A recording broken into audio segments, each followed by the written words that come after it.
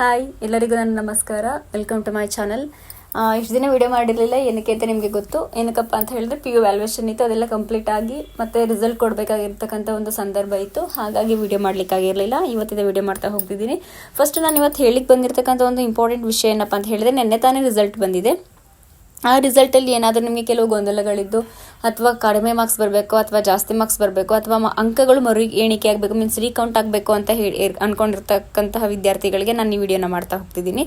ಏನಕ್ಕಪ್ಪ ಅಂತ ಹೇಳಿದ್ರೆ, ಇವತ್ತು ತಾನೇ ಒಂದು ಸುತ್ತೋಲೆ ಬಿಟ್ಟಿದ್ದಾರೆ ಕರ್ನಾಟಕ PU ಬೋರ್ಡಿಂದ. ಏನಪ್ಪ ಅದು ಅಂತ ಹೇಳಿದ್ರೆ, ಮಾರ್ಚ್ 2025 ಸೆಕೆಂಡ್ PUC ಪರೀಕ್ಷೆ ಇದೇ ಒಂದಕ್ಕೆ ಸಂಬಂಧಪಟ್ಟಂತೆ ಈಗಾಗಲೇ ವ್ಯಾಲ್ಯೂಯೇಷನ್ ಆಗಿರತಕ್ಕಂತಹ ರಿಸಲ್ಟ್ ಬಂದಿರತಕ್ಕಂತಹ ಉತ್ತರ ಪತ್ರಿಕೆಗಳ ಸ್ಕ್ಯಾನ್ ಪ್ರತಿ ಪಡಿಬಹುದು ಮತ್ತು ಅದರ ಒಂದು ರಿವ್ಯಾಲ್ಯೂಯೇಷನ್ ಮತ್ತು ರೀಕೌಂಟಿಂಗ್ಗೆ ನೀವು ಅಪ್ಲಿಕೇಶನನ್ನು ಯಾವ ರೀತಿ ಹಾಕಬೇಕು ಎಂಬುದನ್ನು ನಾನು ನಿಮಗೆ ಈ ಒಂದು ವಿಡಿಯೋದಲ್ಲಿ ತಿಳಿಸ್ಕೊಡ್ತಾ ಹೋಗ್ತಾ ಇದ್ದೀನಿ. ಅದರಲ್ಲಿ ಇಂಪಾರ್ಟೆಂಟ್ ಆಗಿರ್ತಕ್ಕಂತಹ ಕೆಲವು ಸೂಚನೆಗಳೇನಪ್ಪ ಇದೆ ಅಂತ ಹೇಳಿದ್ರೆ,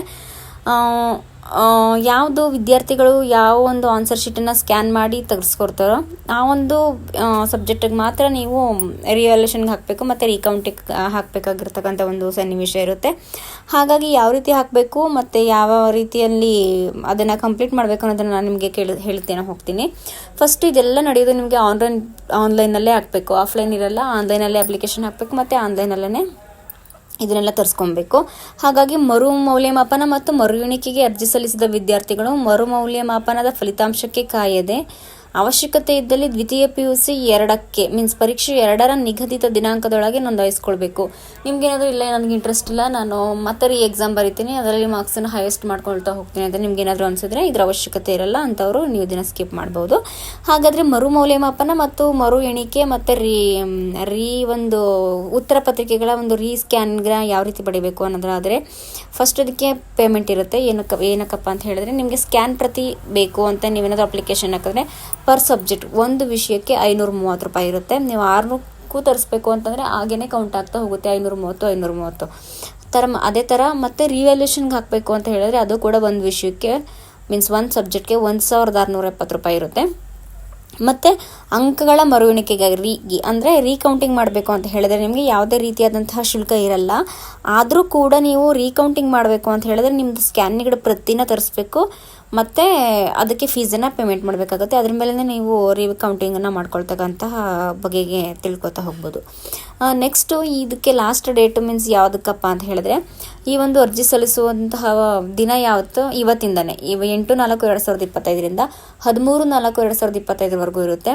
ಇದು ಸ್ಕ್ಯಾನ್ ಪ್ರತಿಗಾಗಿ ಅರ್ಜಿ ಆಗ್ತಕ್ಕಂಥದ್ದು. ಹಾಗೆಯೇ ಸ್ಕ್ಯಾನ್ ಪ್ರತಿಯನ್ನು ನಿಮಗೆ ಡೌನ್ಲೋಡ್ ಮಾಡ್ಕೊಳ್ಳೋಕ್ಕೆ ಯಾವ ಒಂದು ಡೇಟಿಂದ ಬಿಡ್ತಾರಪ್ಪ ಅಂತ ಹೇಳಿದ್ರೆ, 12/4/2025 16/4/2025 ಒಳಗಡೆ ನಿಮಗೆ ಸ್ಕ್ಯಾನ್ ಪ್ರತಿ ನಿಮ್ಮ ಕೈಗೆ ಸಿಕ್ಬಿಡುತ್ತೆ. ಹಾಗೆಯೇ ರಿವ್ಯಾಲ್ಯೂಯೇಷನ್ಗೆ ಹಾಕಬೇಕು ಮತ್ತು ರೀಕೌಂಟಿಂಗ್ ಹಾಕಬೇಕು ಅಂತ ಹೇಳೋರಿಗೆ ಮೀನ್ಸ್ ಅದೇ ಈಗ ಆಲ್ರೆಡಿ ಸ್ಕ್ಯಾನ್ ಪ್ರತಿ ತಗೊಂಡು ಇರೋರಿಗೆ ಮಾತ್ರ ಇದು ಅನ್ವಯ ಆಗುತ್ತೆ. 12ನೇ ತಾರೀಕಿಂದ 17ನೇ ತಾರೀಕು, ಅದು ಕೂಡ ಈ ತಿಂಗಳಲ್ಲೇ 12/4/2025 17/4/2025 ಒಳಗಡೆ ಹಾಕಬೇಕಾಗುತ್ತೆ ನೀವು.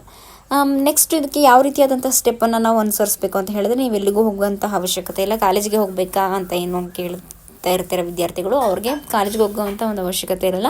ನಿಮಗೆ ನಮ್ಮ ಒಂದು PU ವೆಬ್ಸೈಟ್ ಗೊತ್ತಲ್ವಾ, ಅಲ್ಲಿ ನೀವು ಡೈರೆಕ್ಟಾಗಿ http:// ಕೊಟ್ಟು kseab.karnataka.gov.in ನೀವು ಲಾಗಿನ್ ಆಗಬೇಕು.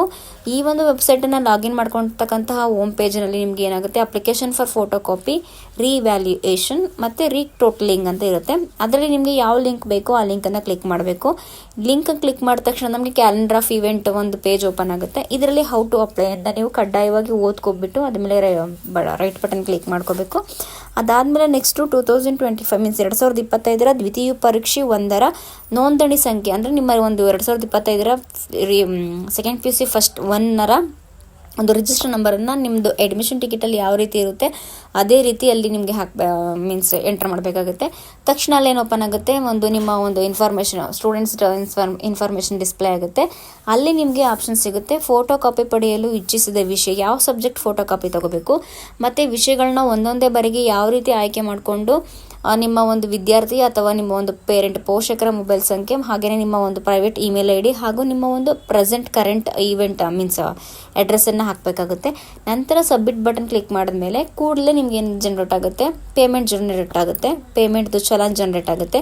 ಅದರಲ್ಲಿ ನಿಮಗೆ ಆನ್ಲೈನಲ್ಲಾದರೂ ಹಾಕ್ಬೋದು, ಆಫ್ಲೈನಲ್ಲಾದರೂ ಹಾಕ್ಬೋದು. ಏನನ್ನ ಪೇಮೆಂಟನ್ನು ನೀವು ಮೇಕೆ ಪೇಮೆಂಟ್ ಅಂತ ಬಂದ ತಕ್ಷಣ ನಿಮಗೆ ರೈಟ್ ಬಟನ್ ಕ್ಲಿಕ್ ಮಾಡಿದಾಗ ಕ್ಯಾಶ್ ಪೇಮೆಂಟ್ ಅಥವಾ ಆನ್ಲೈನ್ ಪೇಮೆಂಟ್ ಅಂತ ಓಪನ್ ಆಗುತ್ತೆ. ಅದರಲ್ಲಿ ನಿಮಗೆ ಕ್ಯಾಶ್ ಆದರೂ ಸೆಲೆಕ್ಟ್ ಮಾಡ್ಕೊಂಡು ಆನ್ಲೈನ್ ಆದರೂ ಸೆಲೆಕ್ಟ್ ಮಾಡ್ಕೊಳ್ಳಿ. ಯಾವುದಾದ್ರು ಒಂದನ್ನು ಆಯ್ಕೆ ಮಾಡ್ಕೊಂಡು ನೀವು ಪೇಮೆಂಟ್ ಮಾಡಬೇಕಾಗುತ್ತೆ. ಆನ್ಲೈನ್ ಪೇಮೆಂಟನ್ನು ನೀವು ಫಸ್ಟ್ ಆಯ್ಕೆ ಮಾಡಿಕೊಂಡ್ರೆ ಕರ್ನಾಟಕ ಒಂದು ಬಟನ್ ಕ್ಲಿಕ್ ಮಾಡಬೇಕು. ಅಲ್ಲಿ ನೀವು ದಾಖಲಿಸಿದಂತಹ ಮಾಹಿತಿ ಡಿಸ್ಪ್ಲೇ ಆಗುತ್ತೆ. ಅದರಲ್ಲಿ ಪೇ ನೌ ಬಟನ್ನ ಕ್ಲಿಕ್ ಮಾಡಿದ್ರೆ ಸಾಕು. ಕರ್ನಾಟಕ ಪುಟ ಒಂದಲ್ಲಿ ನಿಮ್ಗೆ ಏನಾಗುತ್ತೆ, ಕಂಟಿನ್ಯೂ ಫಾರ್ ಪೇಮೆಂಟ್ ಆಯ್ಕೆ ಮಾಡ್ತಾ ಹೋಗ್ತೀರಿ. ಅದರಲ್ಲಿ ಟರ್ಮ್ಸ್ ಆ್ಯಂಡ್ ಕಂಡೀಷನ್ಸನ್ನು ಕಡ್ಡಾಯವಾಗಿ ಓದ್ಕೊಂಡು ಚೆಕ್ ಬಾಕ್ಸಿನ ಮೇಲೆ ಕ್ಲಿಕ್ ಮಾಡಿ ಮತ್ತೆ ಕಂಟಿನ್ಯೂ ಫಾರ್ ಪೇಮೆಂಟನ್ನು ಆಯ್ಕೆ ಮಾಡ್ಕೋಬೇಕಾಗುತ್ತೆ. ನಂತರ ಪೇ ನೌ ಕ್ಲಿಕ್ ಮಾಡಬೇಕು. ಅದಾದಮೇಲೆ ಪ್ರೋಸೆಸಿಂಗ್ ಆಗೋವರೆಗೂ ಕೂಡ ಬ್ಯಾಕ್ ಬಟನ್ಗೆ ಅಥವಾ ಕ್ಲೋಸ್ ಬಟನ್ಗೆ ಅಥವಾ ರಿಫ್ರೆಶ್ ಬಟನ್ಗೆ ಬರಬಾರ್ದು. ಆನ್ಲೈನ್ ಮುಖಾಂತರ ಹಣ ನಿಮ್ಗೆ ಯಾವಾಗ ಟ್ರಾನ್ಸಾಕ್ಷನ್ ಆಗಿ ನಿಮ್ಮ ಮೊಬೈಲ್ಗೆ SMS ಮೆಸೇಜ್ ಬರುತ್ತೋ ಆವಾಗ ನೀವು ವೆಯ್ಟ್ ಮಾಡಬೇಕಾಗುತ್ತೆ ಅಲ್ಲಿವರೆಗೂ. ನೆಕ್ಸ್ಟ್ SMS ಇನ್ ಕೇಸ್ ಬರಲಿಲ್ಲ ಅಂತ ಹೇಳಿದ್ರೆ ನಿಮಗೆ ಹಣ ಕರ್ನಾಟಕವನ್ನಲ್ಲಿ ಏನು ಪೇಮೆಂಟ್ ಮಾಡಿರ್ತೀರ ಅವ್ರನ್ನ ಸಂಪರ್ಕ ಮಾಡಬೇಕಾಗುತ್ತೆ. ಅದನ್ನು ನಾನು ನಿಮಗೆ ನಂಬರ್ ಕೊಡ್ತೀನಿ ಲಾಸ್ಟಲ್ಲಿ. ಅವರನ್ನು ಕಾಂಟ್ಯಾಕ್ಟ್ ಮಾಡಿಕೊಂಡು ಸಾಕು, ಗಾಬರಿ ಆಗಬೇಕಂತ ಅವಶ್ಯ ಇಲ್ಲ. ನೆಕ್ಸ್ಟು ಫೋಟೋ ಕಾಪಿಗೆ ಅಪ್ಲೈ ಮಾಡಿದ ನಂತರ ಚಲನ್ ಜನರೇಟ್ ಆಗುತ್ತೆ. ಮತ್ತು ವಿದ್ಯಾರ್ಥಿ ಅದೇ ಚಲನ್ ಸಂಖ್ಯೆಯನ್ನು ಏನು ಮಾಡಬೇಕು, ಮೀನ್ಸ್ ರಿವ್ಯಾಲ್ಯೂಯೇಷನ್ಗೆ ಅರ್ಜಿ ಹಾಕಿರ್ತೀರಲ್ಲ ಅಲ್ಲಿಗೆ ಉಪಯೋಗಿಸ್ತಕ್ಕಂಥದ್ದಿಲ್ಲ. ಮೌಲ್ಯಮಾಪನಕ್ಕೆ ಪ್ರತ್ಯೇಕ ಚಲನ್ ಜನರೇಟ್ ಮಾಡ್ಕೋಬೇಕು. ಅಲ್ಲೂ ಕೂಡ ನಿಮಗೆ ಪೇಮೆಂಟ್ ಅದೇ ಸಪ್ರೇಟ್ ಆಗುತ್ತೆ. ನೆಕ್ಸ್ಟು ಫೋಟೋ ಕಾಪಿ ಮತ್ತು ಮರುಮೌಲ್ಯಮಾಪನಕ್ಕೆ ಅರ್ಜಿ ಸಲ್ಲಿಸುವಾಗ ವಿದ್ಯಾರ್ಥಿಗಳು ಮತ್ತು ಪೋಷಕರು ಅವರ ಚಾಲ್ತಿಯಲ್ಲಿರುವ ಮೊಬೈಲ್ ಸಂಖ್ಯೆಯನ್ನು ನೀವು ಕಡ್ಡಾಯವಾಗಿ ಕೊಡಲೇಬೇಕಾಗುತ್ತೆ. ಮತ್ತು ನಮ್ಮ ಒಂದು PU ಬೋರ್ಡ್ ಏನಿದೆ ಅದೇ ಒಂದು ಮೊಬೈಲ್ ಸಂಖ್ಯೆಗೆ OTP ಬರುತ್ತೆ, ಅದನ್ನು ಕಳಿಸುತ್ತೆ. ಅದರಲ್ಲಿ ನಿಮ್ಮ ಒಂದು ಪ್ರೆಸೆಂಟ್ ಮೊಬೈಲ್ ನಂಬರ್ ಯಾವ್ದು ಕೊಟ್ಟಿದ್ದೀರಾ ಈ ಒಂದು ಪ್ರೋಸೆಸ್ ಕಂಪ್ಲೀಟ್ ಆಗೋವರೆಗೂ ಅದನ್ನು ನೀವು ಸೇಫಾಗಿ ಇಟ್ಕೋಬೇಕಾಗುತ್ತೆ. ನೆಕ್ಸ್ಟು ವಿದ್ಯಾರ್ಥಿ ಏನು ಮಾಡಬೇಕಾಗುತ್ತಪ್ಪ ಅಂದರೆ ಪ್ರತಿಯೊಂದು ಬ್ಯಾಂಕ್ ಚಲನ್ ಜನರೇಟ್ ಮಾಡ್ಕೊಂಡಿರ್ತಾರಲ್ಲ ಆ ಒಂದು ಬ್ಯಾಂಕ್ ಪ್ರತಿ ಮತ್ತು 2 ಭಾಗಗಳಿರುವ ಚಲನ್ ಡೌನ್ಲೋಡ್ ಮಾಡ್ಕೋಬೇಕು. ನಿಗದಿಪಡಿಸಿರುವ ಶುಲ್ಕೆಯನ್ನು ಆಯ್ಕೆ ಮಾಡಿಕೊಂಡ ಬ್ಯಾಂಕ್ ಮುಖಾಂತರ ಪಾವತಿ ಮಾಡಿದ ನಂತರ ಚಲನ್ ಸಂಖ್ಯೆಯನ್ನು ಮುಂದಿನ ಎಲ್ಲ ಪ್ರಕ್ರಿಯೆಗಳಿಗೂ ಬಳಸಿಕೊಳ್ಳಬಹುದಾಗಿರುವುದರಿಂದ ಅಭ್ಯರ್ಥಿಗಳು ಈ ಸಂಖ್ಯೆಯನ್ನು ಕೂಡ ಕೀಪ್ ಇಟ್ ಮಾಡ್ಕೋಬೇಕು, ಹುಷಾರಾಗಿ ಇಟ್ಕೋಬೇಕು. ನೆಕ್ಸ್ಟ್ ಸ್ಕ್ಯಾನರ್ಡ್ ಕಾಪಿಯನ್ನು ನೀವು ವೆಬ್ಸೈಟಲ್ಲಿ ತಗೊಂಡಾದ್ಮೇಲೆ ಅಪ್ಲೋಡ್ ಮಾಡಿದ ಕೂಡಲೇ ವಿದ್ಯಾರ್ಥಿಗಳು ನೀಡಿರುವಂಥ ಮೀನ್ಸ್ ನಿಮ್ಮ ಒಂದು ಸ್ಕ್ಯಾನರ್ಡ್ ಪ್ರತಿ ಅಪ್ಲೋಡ್ ಆದ ತಕ್ಷಣ ನಿಮ್ಮ ಮೊಬೈಲ್ಗೆ ಮೆಸೇಜ್ ಬರುತ್ತೆ. ಆವಾಗ ನೀವು ಡೌನ್ಲೋಡ್ ಮಾಡ್ಕೋಬೇಕು. ಅಪ್ಲೋಡ್ ಮಾಡಲಾದ ಒಂದು ಸ್ಕ್ಯಾನರ್ಡ್ ಉತ್ತಪತ್ರಿಕೆಯನ್ನು ಮಂಡಳಿಯ ಜಾಲತಾಣದಲ್ಲಿ ನೀಡಲಾಗಿರುವ ಲಿಂಕ್ ಮುಖಾಂತರವೇ ನೀವು ಡೌನ್ಲೋಡ್ ಮಾಡ್ಕೋಬೇಕು. ಯಾವ ಲಿಂಕ್ಗೆ ಹೋಗಿರ್ತೀರ ಅದರ ಮೂಲಕ. ನೆಕ್ಸ್ಟ್ ಸಂದೇಶ ಸ್ವೀಕರಿಸಿದ ವಿದ್ಯಾರ್ಥಿಗಳು ಈ ಮೊದಲು ನೀಡಲಾದ ಚಲನ್ ಸಂಖ್ಯೆಯನ್ನು ಬಳಸಿ ಆನ್ಸರ್ ಪೇಪರ್ ಫೋಟೋ ಕಾಪಿಯನ್ನು ದಿನಾಂಕ 12/4/2025ರಿಂದ 16/4/2025 ಒಳಗಡೆ ಡೌನ್ಲೋಡ್ ಮಾಡ್ಕೋಬೇಕಾಗುತ್ತೆ. ಈ ಒಂದು ಫೋಟೋ ಕಾಪಿನ ಯಾವ ರೀತಿ ಡೌನ್ಲೋಡ್ ಮಾಡ್ಕೋಬೇಕಪ್ಪ ಅಂತ ಹೇಳಿದ್ರೆ ನಿಮಗೆ ಸ್ಕ್ಯಾನರ್ಡ್ ಕಾಪಿಗಾಗಿ ಶುಲ್ಕ ಪಾವತಿಯಾಗಿರ್ತಕ್ಕಂತಹ ಒಂದು ಚಲನ್ ಸಂಖ್ಯೆಯನ್ನು ಅದೇ ವೆಬ್ಸೈಟಲ್ಲಿ ಡೌನ್ಲೋಡ್ ಎಂಟರ್ ಮಾಡಬೇಕು, ಸಬ್ಮಿಟ್ ಮಾಡಬೇಕು. ನಂತರ ಸ್ಕ್ಯಾನರ್ಡ್ ಕಾಪಿಗೆ ಅಪ್ಲೈ ಮಾಡುವಾಗ ನಿಮ್ಮ ಮೊಬೈಲ್ ಸಂಖ್ಯೆಗೆ OTP ಕಳಿಸಲಾಗುತ್ತೆ. ನಂತರ ನೋಂದಣಿ ಸಂಖ್ಯೆ ಮತ್ತು ಶುಲ್ಕ ಪಾವತಿಸಿದ ವಿಷಯಗಳು ಡಿಸ್ಪ್ಲೇ ಆಗುತ್ತೆ. ತಾವು ಯಾವ ಭಾಷೆಯನ್ನು ಇಷ್ಟಪಡ್ತೀರೋ ಆ ಒಂದು ಸಬ್ಜೆಕ್ಟನ್ನು ನೀವೇನು ಮಾಡ್ಕೋಬೇಕು, ಸೆಲೆಕ್ಟ್ ಮಾಡ್ಕೋಬೇಕು. ನಂತರ ಸ್ಕ್ಯಾನರ್ಡ್ ಕಾಪಿ ಡೌನ್ಲೋಡ್ ಮಾಡ್ಕೋಬೇಕು. ಸ್ಕ್ಯಾನರ್ಡ್ ಕಾಪಿಗೆ ಅಪ್ಲೈ ಮಾಡುವಾಗ ಚಾಲನೆಯಲ್ಲಿರ್ತಕ್ಕಂಥ ನಿಮ್ಮ ಮೊಬೈಲ್ ಸಂಖ್ಯೆಯನ್ನು ಮಾತ್ರ ಉಪಯೋಗಿಸ್ಕೋಬೇಕು. ಇದಿಷ್ಟು ನಿಮಗೆ ಇನ್ಫಾರ್ಮೇಷನ್ನು. ನೆಕ್ಸ್ಟು ನೀವು ಆಫ್ಲೈನ್ ಪೇಮೆಂಟ್ ಮಾಡ್ಕೊಡ್ತೀನಿ, ಕ್ಯಾಶ್ ಪೇಮೆಂಟ್ ಮಾಡ್ಕೊತೀನಿ ಅಂತ ಅನ್ನೋದಾದರೆ ಇದು easy. Union bank of India ಬ್ಯಾಂಗ್ಳೂರ್ವನ್ನು ಮತ್ತು ಕರ್ನಾಟಕವನ್ನು ಗ್ರಾಮವನ್ನು ಇವುಗಳಲ್ಲಿ ಯಾವುದಾದ್ರೂ ಒಂದನ್ನು ಆಯ್ಕೆ ಮಾಡ್ಕೋಬೇಕು. ಜನರೇಟ್ ಚಲನ್ನ ಬಟನ್ ಕ್ಲಿಕ್ ಮಾಡಬೇಕು. ಅದರಲ್ಲಿ ಚಲನ್ ತಾವು ದಾಖಲಿಸಿದ ಮಾಹಿತಿ ಡಿಸ್ಪ್ಲೇ ಆಗುತ್ತೆ. ನಂತರ ಚಲನ್ ಪ್ರಿಂಟ್ ತಗೋಬೇಕು. ಆಯ್ಕೆ ಮಾಡಿದ ಚಲನ್ ಪ್ರಿಂಟ್ ತೆಗೆದುಕೊಂಡು ನಂತರ ಚಲನ್ ಮುಖಾಂತರ ಹಣವನ್ನು ಮಂಡಳಿಯು ನಿಗದಿಪಡಿಸಿದ ದಿನಾಂಕದ ಒಳಗೆ ಸಂದಾಯ ಮಾಡುವುದು. ಮಂಡಳಿಯು ನಿಗದಿಪಡಿಸಿದ ಕೊನೆಯ ದಿನಾಂಕದ ನಂತರ ಸಂದಾಯ ಮಾಡಲಾಗುವಂತಹ ಚಲನ್ ಆನ್ಲೈನ್ ಆಗಿರ್ಬೋದು ಅಥವಾ ಆಫ್ಲೈನ್ ಆಗಿರ್ಬೋದು ಅದರ ಪಾವತಿ ಪರಿಗಣನೆಗೆ ಬರಲ್ಲ. ನೆಕ್ಸ್ಟ್ ಕ್ಯಾಶ್ ಪೇಮೆಂಟ್ ಮುಖಾಂತರ ಹಣ ಸಂದಾಯ ಮಾಡಿದ 5 ಗಂಟೆಗಳ ಒಳಗೆ ತಾವು ನಮೂದಿಸಿದ ಮೊಬೈಲ್ ಸಂಖ್ಯೆಗೆ SMS ಬರುತ್ತೆ. ಆ SMS ಬಾರದಲ್ಲಿ ಸಂಬಂಧಪಟ್ಟ ಬ್ಯಾಂಕನ್ನು ಸಂಪರ್ಕ ಮಾಡಬೇಕು. ನಾನು ನಿಮಗೆ ಕಂಪ್ಲೀಟಾಗಿ ಹೇಳ್ತಕ್ಕಂಥ ವಿಷಯ ಏನಪ್ಪ ಅಂತ ಹೇಳಿದ್ರೆ ನೀವು ಆದಷ್ಟು ಆನ್ಲೈನ್ ಪೇಮೆಂಟನ್ನು ಚೂಸ್ ಮಾಡ್ಕೊಳ್ಳಿ. ಇಮಿಡಿಯೇಟಾಗಿ ನಿಮಗೆ ಎಲ್ಲ ಪ್ರೋಸೆಸ್ ಈಸಿ ಆಗುತ್ತೆ. ಇದು ಫಸ್ಟು. ಯಾವುದು ನಿಮಗೆ ಏನಕ್ಕೆ ಹಾಕಬೇಕಾದ್ರಿ ಅಂತ ಹೇಳಿದ್ರೆ ಸ್ಕ್ಯಾನ್ ಪ್ರತಿನ ಯಾವ ರೀತಿ ಪಡ್ಕೋಬೇಕು ಅನ್ನೋ ಪ್ರೋಸೆಸ್ಸು. ಹಾಗೆ ನಿಮಗೆ ರೀಕೌಂಟಿಂಗು ರೀಟೋಟಲಿಂಗ್ಗೆ ಬರೋದಾದರೆ ಇದರಲ್ಲೂ ಕೂಡ ಕೆಲವೊಂದು ಅಂಶಗಳಿರುತ್ತೆ. ಮೌಲ್ಯಮಾಪನಗೊಂಡ ಉತ್ತರ ಪತ್ರಿಕೆಗಳ ಸ್ಕ್ಯಾನ್ ಪ್ರತಿಯನ್ನು ಪಡೆದುಕೊಂಡು ಪರಿಶೀಲಿಸಿದ ನಂತರ ಅಂಕಗಳ ಎಣಿಕೆಯಲ್ಲಿ ವ್ಯತ್ಯಾಸ ಕಂಡು ಬಂದಲ್ಲಿ ಮಾತ್ರ ರೀಕೌಂಟಿಂಗ್ಗೆ ಅವಕಾಶ ಇರುತ್ತೆ. ಮರು ಎಣಿಕೆಗೆ ಅರ್ಜಿ ಶುಲ್ಕ ಪಾವತಿಸುವಂತಿಲ್ಲ. ಅಂದರೆ ಸ್ಕ್ಯಾನರ್ಡ್ ಕಾಪಿ ತರಿಸ್ಕೊಂಡು ಅದನ್ನು ನೀವು ರೀಕೌಂಟ್ಗೆ ಹಾಕಬೇಕಾದ್ರೆ ಇನ್ನು ಹೊಸದಾಗಿ ಅರ್ಜಿ ಅಪ್ಲಿಕೇಶನ್ಗೆ ಚಲನ್ ಜನರೇಟ್ ಮಾಡ್ಕೊಳ್ಳೋ ಅಂತಹ ಅವಶ್ಯಕತೆ ಇಲ್ಲ. ಫಸ್ಟ್ ನೀವು 530 ಸಮಥಿಂಗ್ ಏನೋ ಕೊಟ್ಟಿರ್ತಾರಲ್ಲ ಅದರಲ್ಲಿ ನಿಮಗೆ ರೀಕೌಂಟಿಂಗ್ ಆಗಿ ಬಂದ್ಬಿಡುತ್ತೆ, ಯಾಕಂದರೆ ನೀವು ಸ್ಕ್ಯಾನರ್ಡ್ ಕಾಪಿ ಕಟ್ಟಿದಾಗ. ನೆಕ್ಸ್ಟು ಮೌಲ್ಯಮಾಪನಗೊಂಡ ಉತ್ತರ ಪತ್ರಿಕೆಗಳ ಸ್ಕ್ಯಾನರ್ಡ್ ಪ್ರತಿ ಪಡೆಯಲು ಅನುಸರಿಸಿದ ಕ್ರಮವನ್ನೇ ಮರು ಮೌಲ್ಯಮಾಪನಕ್ಕೂ ಅನುಸರಿಸುವುದು. ಆದರೆ ಮರು ಎಣಿಕೆಗೆ ಚಲನ್ ಡೌನ್ಲೋಡ್ ಮಾಡುವ ಅವಶ್ಯಕತೆ ಇಲ್ಲ. ಮೊದಲೇ ಹೇಳ್ದಂಗೆ ಮುಂದಿನ ಉಪಯೋಗಕ್ಕಾಗಿ ಮತ್ತು ವಿದ್ಯಾರ್ಥಿಯ ಮಾಹಿತಿಗಾಗಿ ಚಲನ್ ಸಂಖ್ಯೆಯನ್ನು ವಿದ್ಯಾರ್ಥಿ ಒದಗಿಸಿದ ಮೊಬೈಲ್ ಸಂಖ್ಯೆಗೆ SMS ಯಾವ ಮೊಬೈಲ್ ನಂಬರ್ ಹಾಕಿರ್ತಾರೆ ಅದಕ್ಕೆ ಬರುತ್ತೆ. ಮತ್ತು ರೀಕೌಂಟಿಂಗ್ ಫೋನ್ ರಿಸಲ್ಟ್ನು ಕೂಡ ನಮ್ಮ ಒಂದು ವೆಬ್ಸೈಟಲ್ಲಿ ಪ್ರಕಟಿಸಲಾಗುತ್ತೆ, ಅದರಲ್ಲೇ ನೋಡ್ಕೊಬೋದು. ಹಾಗೆಯೇ ಮರು ಮೌಲ್ಯಮಾಪನಕ್ಕೆ ಅರ್ಜಿ ಸಲ್ಲಿಸುವವರು ಮರು ಎಣಿಕೆಗೆ ಪ್ರತ್ಯೇಕವಾಗಿ ಅರ್ಜಿ ಸಲ್ಲಿಸುವಂಥ ಅವಶ್ಯಕತೆ ಏನೂ ಇರಲ್ಲ. ರಿವ್ಯಾಲ್ಯೂಷನ್ಗೆ ಮತ್ತು ರೀಕೌಂಟಿಂಗ್ಗೆ ಸೇಮ್ ಅಪ್ಲಿಕೇಶನ್ನೇ ಆಗುತ್ತೆ. ಇನ್ನು ಮೂರನೇ ಅಂಶ ಬಂದು ಮರು ಮೌಲ್ಯಮಾಪನಕ್ಕಾಗಿ ಅರ್ಜಿ ಸಲ್ಲಿಸಲು ಅನುಸರಿಸಬೇಕು ಯಾವ ರೀತಿಯಾದಂಥ ಕ್ರಮಗಳನ್ನ ಅನುಸರಿಸಬೇಕಪ್ಪ ಅಂತ ಹೇಳಿದ್ರೆ, ಫಸ್ಟ್ ಒನ್ನು ಸ್ಕ್ಯಾನರ್ಡ್ ಕಾಪಿಯನ್ನು ಪಡ್ಕೋಬೇಕು. ನೆಕ್ಸ್ಟ್ ಅದನ್ನು ಪರಿಶೀಲಿಸಬೇಕು. ನಂತರ ರಿವ್ಯಾಲ್ಯೂಷನ್ಗೆ ಅರ್ಜಿ ಹಾಕಬೇಕು. ಅದಾದ ನಂತರ Karnataka pre university course SLPE amendment rules ಪ್ರಕಾರ ಇದು 2023 ಅನ್ವಯ ಮೌಲ್ಯಮಾಪನದಲ್ಲಿ ಪಡೆದ ಅಂಕಗಳಿಗಿಂತ ಮರುಮೌಲ್ಯಮಾಪನದಲ್ಲಿ 1 ಅಂಕ ಅಥವಾ 1ಕ್ಕಿಂತ